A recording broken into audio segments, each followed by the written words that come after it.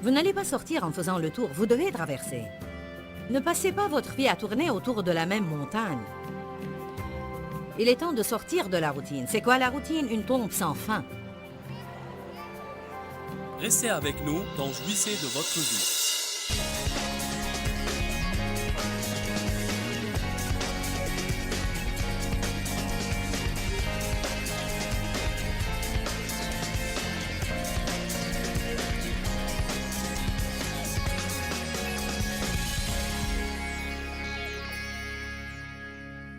Le monde n'est pas impressionné par notre christianisme, ayez plus que les autocollants. La foi sans les œuvres est inutile. Amen. Ça ne te fera aucun bien de te promener au bureau en portant ta grande Bible, en marmonnant des langues tout le temps. Béni soit le Seigneur. Les gens vont penser que tu es fou. Ils ne comprennent pas cela. Mais tu peux commencer à bien les traiter. Tu peux être amical, tu peux être gentil, tu peux leur venir en aide. Et s'ils ont besoin de quelque chose, tu peux subvenir à ce besoin. Ainsi, tu auras une audience. Répétons cela. La foi sans les œuvres est inutile. Nombre 20, verset 8.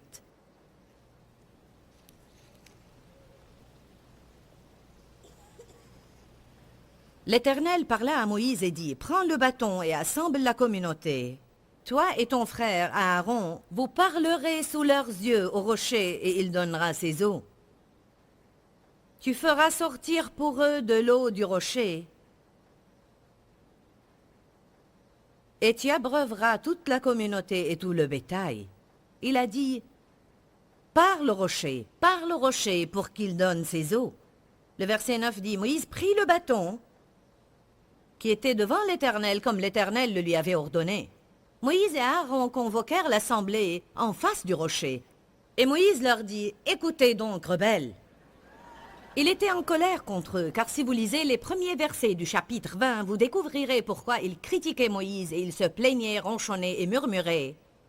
Alors, Moïse ressentit une forte colère contre eux, ce qui a endurci son cœur. Murmurer, ronchonner et les émotions négatives endurciront votre cœur. Et quand il est dur, vous ne pouvez pas entendre de Dieu. Vous entendez de vous-même. Alors Dieu a dit, parle au rocher. Et Moïse prit le bâton et frappa le rocher. Il ne paraît pas qu'il y a un mal ici. En fait, il sortit de l'eau. Nombre 20, 11. Puis Moïse leva la main et frappa 2 fois le rocher avec son bâton. Il sortit de l'eau en abondance, et la communauté but, et le bétail aussi. Alors l'Éternel dit à Moïse et à Aaron, « Parce que vous n'avez pas cru en moi, pour me sanctifier aux yeux des Israélites, vous ne ferez pas entrer cette assemblée dans le pays que j'ai promis de lui donner. » La seule chose que Moïse voulait faire plus que tout, c'était les faire entrer dans la terre promise. Et voici qu'il reçoit maintenant un jugement qui paraît injuste comparé à l'offense. Pourquoi cela? Car on demandera beaucoup à qui l'on a beaucoup donné. Moïse avait une grande autorité, il avait une grande puissance avec Dieu. Il était l'ami de Dieu et Dieu lui parlait et faisait de merveilleux miracles à travers lui. Dieu s'attendait à ce qu'il fasse ce qu'il lui a dit de faire. Allez maintenant. Parfois, on offense le Saint-Esprit s'il nous demande de faire quelque chose et on ne le fait pas. Il s'arrête alors qu'on continue. Maintenant, on se trouve là et on se demande pourquoi Dieu n'est plus avec nous. Nous sommes comme Samson. J'ai cru que sa puissance était toujours sur moi. Puis on arrive à un endroit où on n'a pas besoin d'émotions. On a besoin de la puissance du Saint-Esprit et on trouve qu'elle n'est plus là. Il y a une différence entre les émotions et la réelle puissance du Saint-Esprit. Amen. Une des raisons pour lesquelles Moïse a frappé le rocher, c'était que Dieu lui avait demandé de le faire auparavant. Et si on n'est pas sensible à Dieu, on fera ce qu'il nous a demandé de faire auparavant et non pas ce qu'il dit maintenant. Pourquoi? Car on suppose et on présuppose, comme j'ai dit hier, on n'écoute pas vraiment. On présume qu'on sait ce que Dieu veut. Hébreux chapitre 4, verset 3. nous qui avons cru en Dieu, compté sur lui et lui ont fait confiance, nous entrons dans le repos. Alors Dieu dit que quand on croit en lui, c'est-à-dire quand on lui obéit, on entre dans son repos. Je ne peux rester dans le repos de Dieu que lorsque je crois en lui. Et quand je crois en lui, je lui obéis. Alors si nous sommes désobéissants dans notre vie, nous allons être toujours dans le désarroi. Et nous n'allons pas être stables dans notre fort intérieur. Nous n'allons pas nous étendre en paix le soir.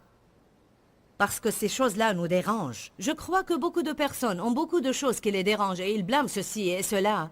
Et qu'il y a beaucoup de personnes qui sont malheureuses et elles blâment les autres dans leur vie. Tu dois me rendre heureux et tu dois me rendre heureux. Mon travail ne me rend pas heureux. Si j'avais une meilleure maison, j'aurais été heureuse. Et si les gens me traitent bien, j'aurais été heureuse. Alors que ce n'est rien de tout cela. C'est quelque chose en vous, entre Dieu et vous. Très bien, environ 25 personnes apprécient cela. Allez, j'ai passé par tout cela. J'attribue à Dave la responsabilité de tout. Je suis experte dans le blâme, et je disais, si j'avais plus d'argent, si mon ministère se développait, si Dave ne regardait pas beaucoup de jeux de sport. Avez-vous expérimenté cela? C'était la faute de tout le monde, sauf la mienne. C'était toujours la faute de tout, sauf que je ne faisais pas ce que Dieu me disait de faire. Eh oui. Peut-être quelqu'un vous offense dans votre vie, mais Dieu veut vous apprendre à ne pas adopter une mauvaise attitude à cet égard. Eh bien, ceci n'est pas juste. Il me confronte à moi, pas à eux. C'est vous qui allez être bénis, pas eux. Vous savez qu'il y a à obéir en premier la personne qui est plus spirituelle.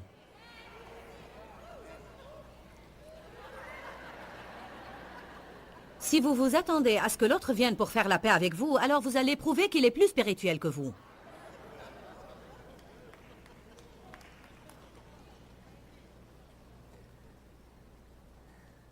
Hébreux 4, 5 à 7. Ils ont négligé leur part de responsabilité. Quand il a dit « Ils n'entreront pas dans mon repos ». Par notre désobéissance, on n'entrera jamais dans le repos de Dieu. Il demeure donc établi qu'il y a une promesse et que certains doivent entrer dans ce repos. Or, ceux qui ont les premiers entendu cette bonne nouvelle et qui ont eu cette occasion ne se l'ont pas appropriée et ne sont pas entrés dans ce repos à cause de leur désobéissance. Je crois qu'on a vraiment à faire ce rapport entre l'incroyance et la désobéissance. Sinon, on peut penser qu'on croit en Dieu et qu'on est de merveilleux croyants alors qu'on est désobéissant dans notre vie. Il dit, si vous ne croyez pas en Dieu, vous n'entrerez jamais dans son repos. Mais il dit maintenant, c'est votre désobéissance qui vous a empêché d'entrer dans mon repos. C'est la même chose. La même chose. La foi sans les œuvres est inutile. Je crois en Dieu, pas si vous ne faites pas ce qu'il vous demande de faire. Comment pouvez-vous croire aux dîmes sans les payer? Comment pouvez-vous croire au pardon sans pardonner?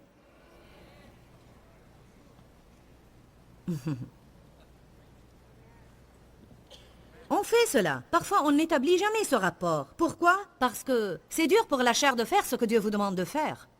Parfois, vous aurez à faire un petit sacrifice ou à vous sentir inconfortable.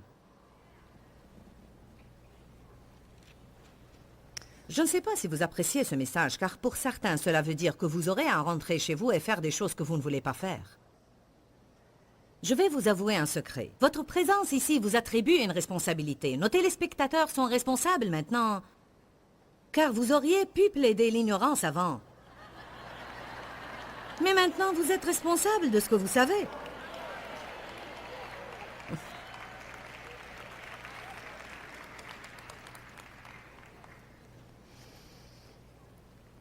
Le psaume 95 dit la même chose. On ne va pas lire toutes ces écritures, mais elles disent « Ils ont endurci leur cœur et ont perdu la sensibilité à la voix de Dieu. » L'endurcissement est l'opposé de la sensibilité. Quand une personne sait ce que Dieu lui dit de faire et ne le fait pas, c'est à cause de l'endurcissement de son cœur.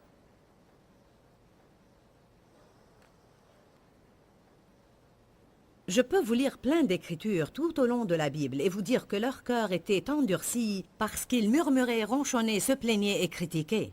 Une des choses qui vous garde le cœur ouvert, tendre et sensible envers Dieu, c'est d'être abondant en action de grâce et en louange. Vous m'entendez? Tout simplement abondant en action de grâce et abondant en louange. C'est une des choses qu'on est censé faire selon 1 Thessaloniciens 5, 18. Rendez grâce en toutes choses, car c'est à votre égard la volonté de Dieu en Jésus-Christ. Le verset suivant dit « N'éteignez pas l'esprit ». Éteindre l'esprit ne veut pas dire seulement ne pas permettre au don de l'esprit d'agir, alors que c'est ce qu'on m'a appris il y a des années. Parce que le verset suivant dit « Ne méprisez pas les prophéties ». Et c'est une des façons dont on éteint l'esprit. Mais aussi on éteint l'esprit quand on murmure, ronchonne, se plaint et critique. Et quand notre cœur commence à être endurci. Les Israélites avaient les cœurs endurcis, et tout ce qu'ils faisaient à travers les déserts, c'était désobéir, désobéir, désobéir et désobéir. Dieu dit, faites ce que je vous dis de faire, c'est pour votre bien. Je vous dis ceci pour votre bien, et il lui désobéissait et confrontait des problèmes. Je vous dis ceci pour votre bien, il lui désobéissait et confrontait des problèmes. Pourquoi les Israélites étaient-ils insensibles à Dieu? Parce qu'ils n'arrêtaient pas de murmurer. On n'aime pas cette manne. Si seulement Moïse ne nous avait jamais sortis de là. Il fallait rester en Égypte. On aimait les oignons et l'ail. Ils avaient sûrement des problèmes si c'était tout ce qu'ils voulaient manger. Amen. Oui, c'est vrai. On était dans l'esclavage là-bas. Et à la base, on était serviteurs du diable. Mais au moins, on avait nos oignons et...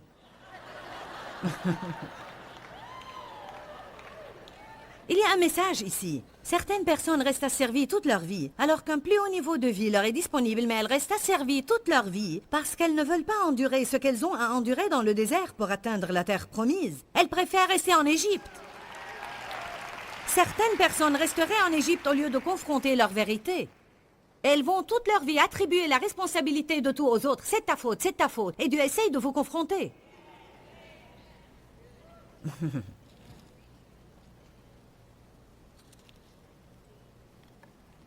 Traverser, vous ne pouvez sortir qu'en traversant. Vous n'allez pas sortir en faisant le tour, vous devez traverser. Ne passez pas votre vie à tourner autour de la même montagne. Il est temps de sortir de la routine. C'est quoi la routine? Une tombe sans fin.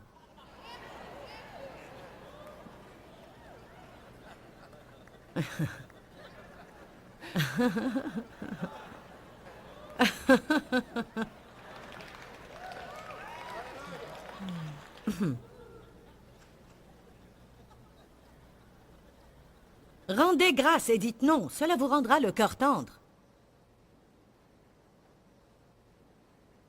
Je suis sortie du lit ce matin, et je ne vous dis pas cela pour vous impressionner, mais je crois que même des choses pareilles sont importantes. La première chose que j'ai sentie, c'était que Dieu voulait que je me prosterne près de mon lit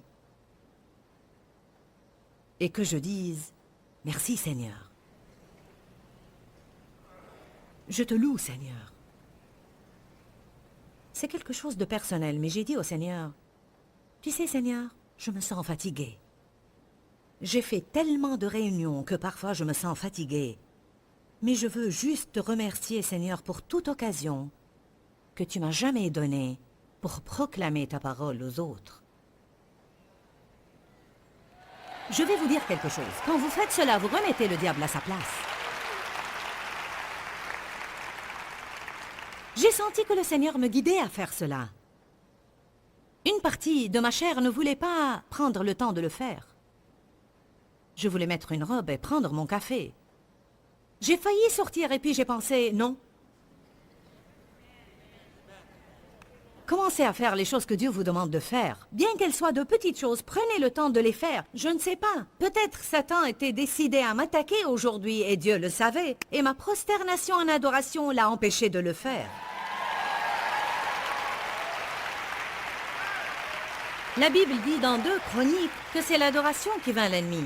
Dieu dit, ce n'est pas votre combat, mais le mien. Prenez vos positions, tenez-vous ferme, et vous verrez la délivrance que Dieu vous accordera. Leur position était de tomber sur leur face et adorer Dieu. Je me demande combien de fois on remporterait une grande victoire si tout simplement on l'adorait et le remerciait. Si on disait simplement « Merci Seigneur », nos cœurs resteraient tendres. Je sais qu'il y a certainement des personnes dans cette salle qui passent un long temps à murmurer et ronchonner. Je suis passé par cela l'année passée. Et je vous dis, je ne suis pas tombé dans un piège pareil pour un long moment parce que je suis averti et j'ai une révélation concernant les murmures et les ronchonnements. Et je vous dis, Dieu a commencé à établir ma culpabilité. Et je me suis repenti de tout mon cœur. Oh Seigneur, je suis désolé, je te prie de me pardonner, Seigneur. J'ai passé 3 jours à me repentir. Je n'avais pas besoin de le faire, mais j'étais vraiment désolée quand j'ai réalisé ce que j'avais fait. Peut-être mon témoignage aide aujourd'hui quelqu'un d'entre vous à réaliser qu'il est rentré dans un gouffre pareil et à réaliser qu'il est tombé dans le piège de trouver toujours de quoi se plaindre. C'est le moment de se repentir et d'obéir à Dieu de nouveau. Et notre obéissance consiste en quelque sorte à rendre grâce et à adorer le Seigneur. Deutéronome 6, 17-18 dit « Observez mes commandements afin que vous soyez heureux et bénis. » Une des choses qui endurcissent notre cœur sont les émotions négatives. Surtout, donnez toujours libre cours aux différentes émotions négatives.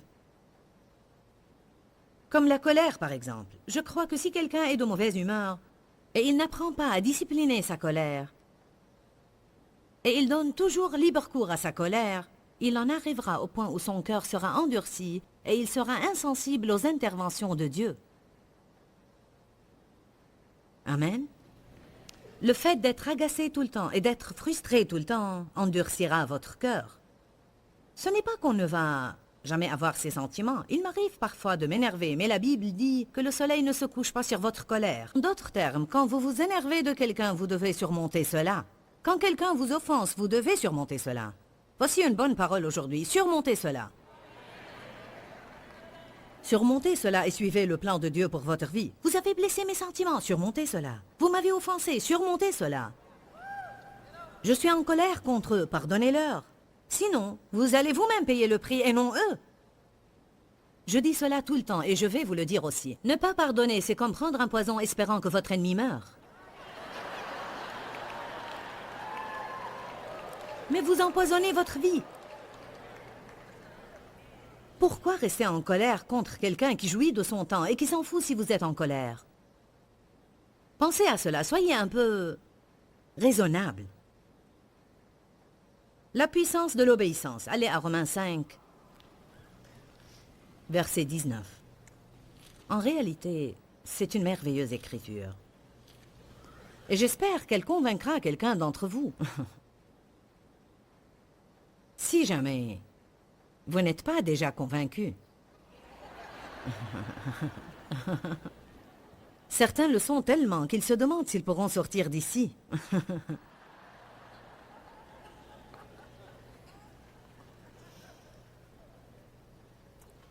Romains 5, 19. Parce que comme par la désobéissance d'un seul homme, l'insouciance et la négligence, et on peut probablement ajouter le mot insensibilité. Beaucoup ont été rendus pécheurs.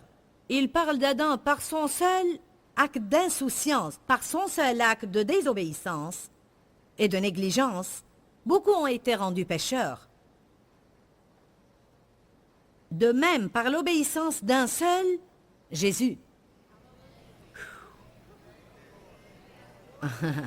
Qui ici est content d'avoir obéi à Dieu?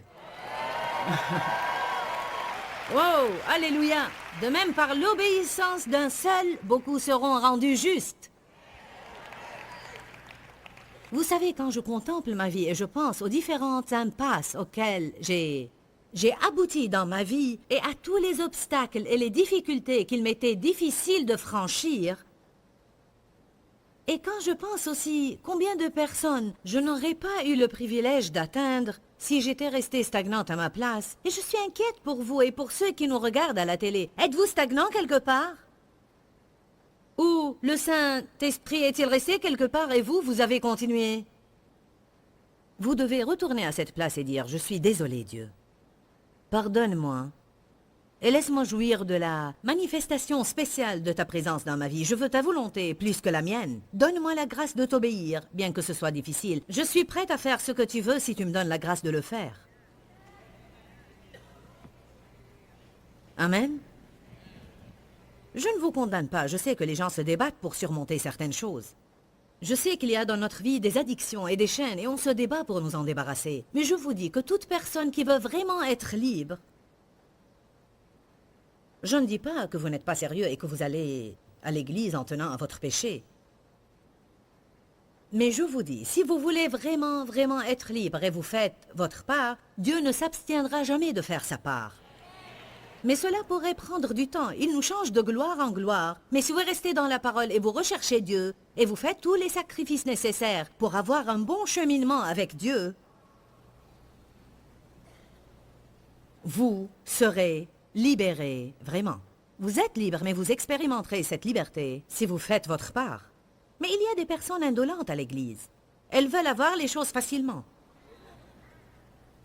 Prie pour moi, Sœur Joyce, pour que ma chair soit crucifiée. Quelqu'un m'a demandé cela.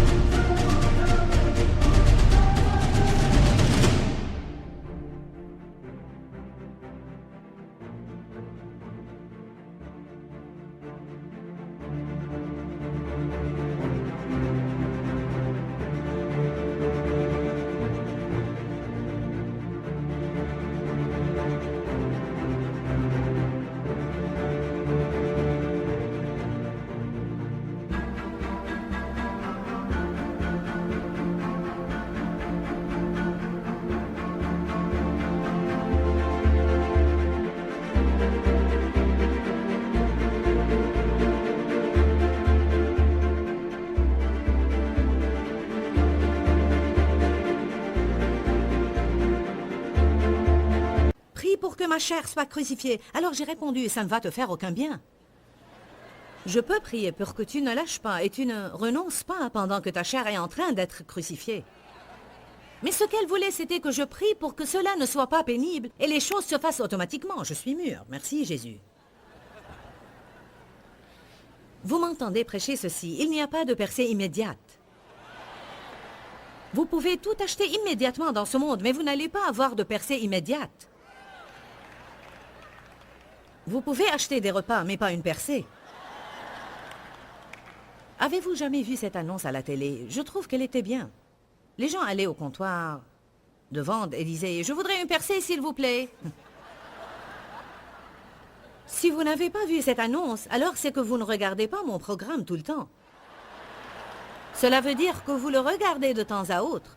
Vous devez le regarder tout le temps. Vous devez faire de sorte que vous puissiez le regarder régulièrement, autant que possible. Car je vais me permettre de dire que je pense que tout ce que je dis à la télé est important. Pouvez-vous penser maintenant à un certain domaine dans lequel vous êtes désobéissant dans votre vie? Nous pouvons tous y penser. Pouvez-vous penser à une chose que Dieu traitait dans votre vie, mais vous étiez en train de remettre les choses à plus tard? Vous savez, quand Dieu nous confronte, c'est le temps opportun, le temps convenable de traiter avec le sujet qu'il confronte. Je me souviens que plusieurs fois, Dieu me mettait des choses à cœur et je disais « Oh Dieu, pas maintenant, pas maintenant. » Plus tard, Seigneur. Il ne faut pas qu'on remette à plus tard. Il faut confronter n'importe quel sujet que Dieu nous demande de confronter pendant que son onction est présente pour le faire. La désobéissance attriste le Saint-Esprit du Dieu vivant et quand il est triste, on se sent triste. C'est comme si vous étouffez votre joie. Je vais vous dire quelque chose que je crois vraiment. Je crois que la joie est une des choses les plus importantes qu'on pourrait avoir. La Bible dit que la joie de l'Éternel est notre force. Et Jésus a dit, je suis venu afin qu'ils aient la vie, afin qu'ils en jouissent et qu'ils l'aient en abondance jusqu'à débordement. Je crois que la plupart d'entre nous ont étouffé leur joie et on a besoin de coopérer avec le Saint-Esprit pour reprendre notre joie grâce à son aide, pour qu'on puisse vraiment commencer à jouir de la vie que Jésus nous a donnée par sa mort et obéir à Dieu pour qu'il libère cette joie. Dans Ecclésiaste, la Bible dit que l'obéissance est en fait l'ajustement de toutes les circonstances inharmonieuses. Et j'aime cela vraiment. Cela veut dire que tout ce qui ne va pas dans ma vie, tout ce qui ne va pas dans votre vie, la chose qui va les régler est l'obéissance. Pourquoi Seigneur, pourquoi? Dans ce livret, Joyce Meyer nous enseigne à travers la parole comment être délivré de la confusion. Pour obtenir ce livret gratuitement, écrivez-nous à Joyce Meyer, boîte postale 40095-6300 Larnaca, Chypre. Ou bien visitez notre site web www.joycemeyer.org/fr.